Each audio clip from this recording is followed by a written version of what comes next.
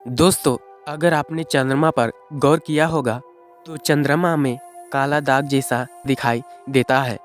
लेकिन ये कैसे बने हैं और जब भी हम देखते हैं तो ये एक ही जैसा क्यों दिखाई देता है? क्या चंद्रमा की इस तरफ ही काला दाग है या उस भाग भी जिसकी ओर हम नहीं देख पाते? लेकिन ये चंद्रमा घूमता भी तो है, फिर भी दूसरे भाग क्यों नहीं दिखाई देता? या फिर इस चंद्रमा का जन्म कैसे हुआ था, जानेंगे इस वीडियो में। तो इस वीडियो में शुरू से अंत तक बने रहें। नमस्कार दोस्तों, मैं हूं अनिल और आप सभी का इस एपिसोड में स्वागत है। दोस्तों, बता दूं कि 1959 में सोवियत स्पेसक्राफ्ट लूनाकी ने चांद को दूसरे भाग की फोटो को भेजा था, जो इस तरह के हैं। इस भाग में काला दाग बहुत कम है पहले भाग की तुलना में, जिसकी ओर हम देख पाते हैं। और ये पहली बार था जब मनुष्य ने चंद्रमा के दूसरे भाग को देखा था, जो कभी भी पृथ्वी की ओर फेस नहीं करता। लेकिन हम जिस भाग को देखते हैं उस भाग में 30% भाग काला दाग ही दिखाई देता है और चांद की इस काले दाग को लूनार मरिया कहा जाता है। लेकिन दोस्तों, इस चंद्रमा की जन्म कैसे हुई थी?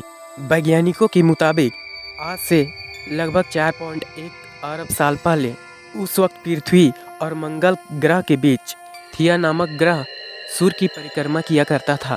पृथ्वी पर ग्रेविटी होने के कारण सूर्य की परिक्रमा करने वाले एस्ट्रॉइड अब पृथ्वी की परिक्रमा करने लगे और धीरे धीरे करोड़ों सालों तक पृथ्वी पर गिरते रहे। और ऐसी घटना हमारे पड़ोसी थिया पर भी हो रही थी, जिसके कारण थिया पृथ्वी के और करीब आने लगा और पृथ्वी से टकरा गया। इस भयानक टकराव की वजह से पृथ्वी के हिस्से कणों के रूप में अंतरिक्ष में फैल गए और एक रिंग की तरह पृथ्वी की परिक्रमा करने लगे। इन्हीं परिक्रमा करते हुए कणों के रूप में टकराव होने लगा और इस तरह से हमारे चांद का निर्माण हुआ। जिस समय सौरमंडल के स्थलीय ग्रह जैसे मरकरी, वीनस, अर्थ, मार्स, इन सभी ग्रहों पर एस्ट्रॉइड और कॉमेट की बारिश हो रही थी। इस बारिश को लेट हेवी बम्बार्डमेंट कहा जाता है। ये एस्ट्रॉइड और कॉमेट ग्रहों पर तो गिर ही रहे थे, साथ ही हमारे चंद्रमा में गिर रहे थे, जो पृथ्वी की ओर फेस किया हुआ था। दोस्तों, बता दूं कि जिस समय इस एस्ट्रॉइड और कॉमेट की बौछार हो रही थी, उसी समय चंद्रमा का जन्म ही हुआ था। इसलिए इस समय चंद्रमा बहुत ही गर्म था। धीरे धीरे चंद्रमा की ऊपरी सतह ठंडी होने लगी और ऊपरी सतह में सख्त हो गई। लेकिन इस ठोस परत के थोड़े ही नीचे गर्म लावा भी बह रहा था, यानी चंद्रमा पूरी तरह से ठंडा नहीं हुआ था। जब एस्ट्रॉइड और कॉमेट चांद की सतह पर गिर रहे थे, वे चंद्रमा की सतह में गड्ढे बनाते जा रहे थे और चंद्रमा की सतह के नीचे ही लावा बह रहा था।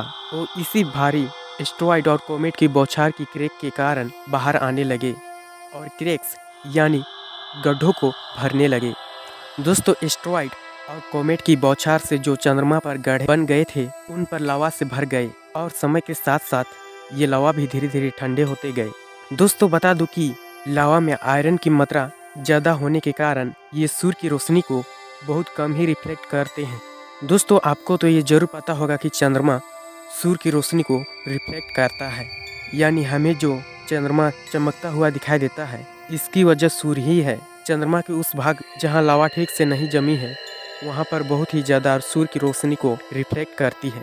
वहीं जिस सतह पर अधिक लावा जमे हैं, वहाँ आयरन की मात्रा ज़्यादा होने के कारण सूर्य की रोशनी को कम रिफ्लेक्ट कर पाती है।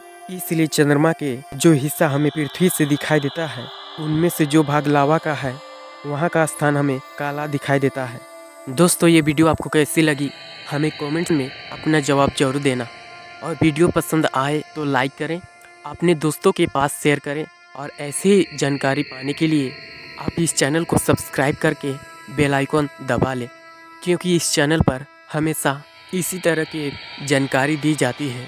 दोस्तों, मिलते हैं एक नई जानकारी लेकर, तब तक के लिए नमस्कार, जय हिंद।